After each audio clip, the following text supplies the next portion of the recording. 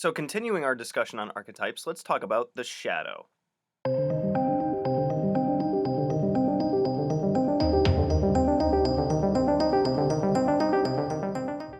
I thought I'd start this off with a really cool quote, actually. Um, so, Jung said, "The meeting with oneself is, at first, the meeting with one's own shadow. The shadow is a tight passage, a narrow door, whose painful constriction no one is spared who goes down to the deep well. But one must learn to know oneself in order to know who one is." That's pretty deep. So, yeah, let's talk about the shadow a bit, right? Jung borrowed the term shadow from Friedrich Nietzsche, right? And it's also called the disowned self, the unknown self, or the lower self. Jung calls it the person that you do not wish to be, or the person one or the thing a person does not wish to be. Pretty interesting.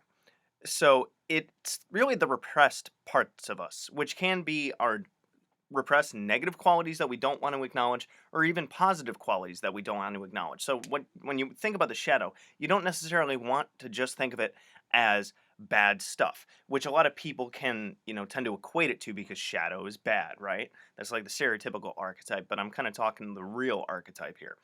Um, so it can be both positives and negatives that we don't want to acknowledge in ourselves. It comes out through our criticisms and frustrations with others, which is called projection. So basically what I'm trying to talk about with projection there. So projection is when you see negative qualities of yourself and blame them on others. You know, if you here's one of those universal truths, right? If you dislike something that somebody else does, chances are you do it too. That's you projecting your negative qualities and criticizing them because the psyche doesn't want to criticize itself. The psyche wants to survive. And therefore it does not want to put itself down because, that's shooting yourself in the foot, basically. So let's keep going with our notes here. Um, Groups of people can have shadow archetypes. Think of the negative things that groups do or get away with that they don't want to acknowledge. So think people for the ethical treatment of animals, where they're not really that ethical in their treatment of animals. I mean, PETA kills off way tons of animals and stuff. They sketchy practices and stuff. Groups of people can point at other groups of people and gripe and this and that, and you see this a lot lately, where they point fingers and stuff, and they don't want to acknowledge their own negativity, and that goes from individuals to groups. Um, the shadow is the parts of the mind that are unknown to the conscious, which can be negative parts of the self, such as anxieties, false beliefs, self esteem, and things of that nature. To Jung, the less aware one is of their shadow, the thicker and denser it is. So when you're trying to get to know your shadow, think of any problems in life that you have because I'm a very humanistic kind of person in terms of psychology where everything and the humanist psychology really plays into the idea that most magicians, most magical people have, which is we create our reality. So humanistic psychology can kind of play into the idea of everything that happens to us is because of us. Our interactions with the world influence what happens, and therefore there are only a handful of things that really happen to us that are outside of our control, right? If you get in a fight with somebody, chances are you contributed to it. If you did, anything that you did that turned out bad, there was a little bit of a contribution to it. There are some situations where you couldn't really get out of it or whatever. Or, you could say, that's completely not my fault, this, that, the other thing, whatever. There are little aspects of every situation that you could either have changed it or avoided it. At least that's my belief. Let me know what you guys think about this, by the way. Let's see. Now, where was I? There's no single defined way of integrating or working with the shadow self, but Jung had some ideas about it. Let's see. So, Jung basically played with the idea of using imagination, art, creativity, and self-stalking and self-awareness to understand what your shadow is. Dream work, what happens in your dreams, some people have some people's dreams are centered around running. Some people, running away from something. Some people's dreams are centered around trying to figure something out. Some people's dreams are centered around, reliving negative things that happen in their life. This is the shadow trying to come up and talk to you about these things. This is what you think about in your unconscious. That's kind of ironic to say because, we don't consciously think about the things that are in our unconscious, because the unconscious to Jung is anything that is not in your current conscious state. So right now I'm thinking about making this video, I'm thinking about these notes and stuff. I'm not thinking about a whole host of other things. The second I try to think about those things, they become conscious. But anything I'm not thinking about in the moment is my unconscious. That's mainly where the shadow sits. Like, have you ever gotten into an argument and afterwards you're like, wow, I reached a different level of angry or something?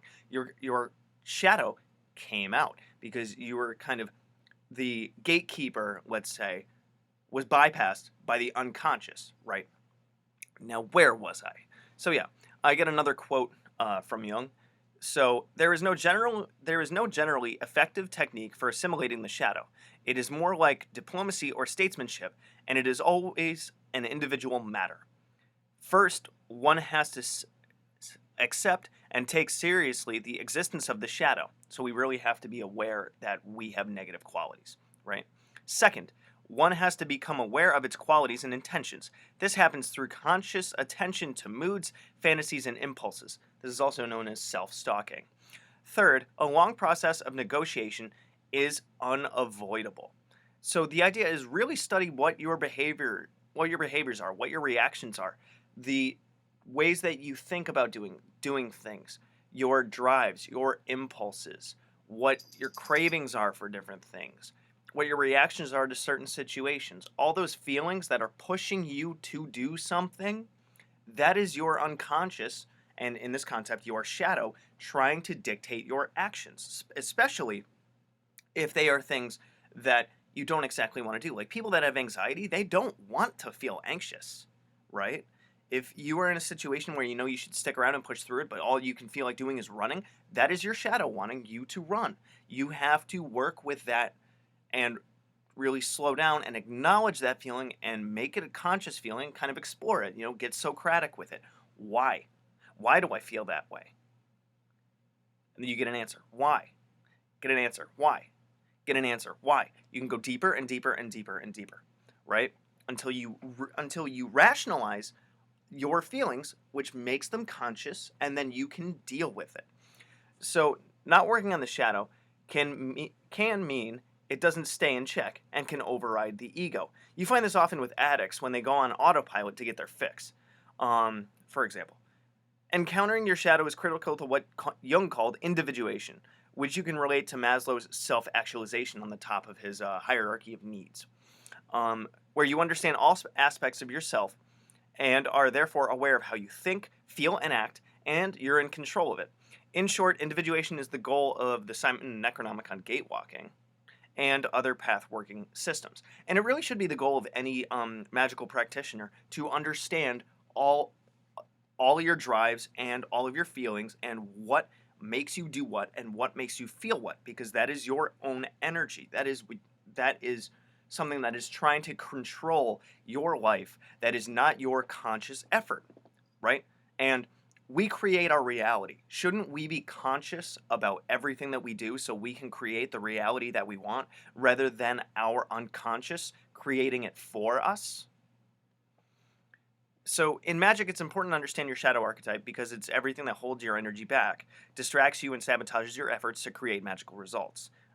If you do spells that do not work out or do not have the desired success or effects on different things, it could be because there are underlying beliefs and other aspects of yourself that lie in your shadow that are not truly comfortable with the results and therefore will prevent the success of your magic.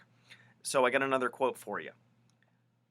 The shadow is a moral problem that challenges the whole ego personality, for no one can become conscious of the shadow without considerable moral effort. To become conscious of it involves recognizing the dark aspects of the personality as present and real. This act is the essential condition for any kind of self-knowledge, and it is therefore, as a rule, meets with considerable resistance. Indeed, self-knowledge, as a psychotherapeutic measure, frequently requires much painstaking work extending over a long period. In short, working on yourself and figuring out where your energy goes and how to consolidate that and bring all of that energy into your awareness, and making you a master of your reality is something that has to be constantly worked on and can only be done over a long period, and arguably it needs constant work because things are constantly going into our unconscious. The majority of things that we interpret and we perceive, 90% of it around us, is bypassed our conscious and goes directly into our unconscious. Every positive situation, every negative situation, and your brain is an association machine. So it builds schemas, by Piaget, around all of the different things that happen to you, which, as the bigger those schemas get, the more impactful that they are. And the less aware of them you are, the stronger your shadow gets. So, as a priest, witch, sorcerer, magician, you need to work on your shadow and bring it to your awareness so you are in control of everything that you do. Good hunting. Thanks for watching my video. So if you want to check out my playlists, I have, among others, the Simon Necronomicon, the Tree of Life, General Magic, Tulpamancy, a playlist on my books, the elements, stones, the theories that govern magic, and the gods and goddesses of Mesopotamia. If you want to check out my books on Amazon, I have Creating Consciousness, Magical Mechanics, Magical Theater, Handy Sigil Magic, Magical Movement, which is an update and expansion upon Handy Sigil Magic, Magical Mastery, which is a combination masterwork of Magical Theater and Magical Mechanics, and The Guide to the Spheres and Beyond. You can also find me on Facebook at Magickology YT. You can email me at priestofthenecro@gmail.com, and you can even check out my Instagram, which is Magickology. And good hunting.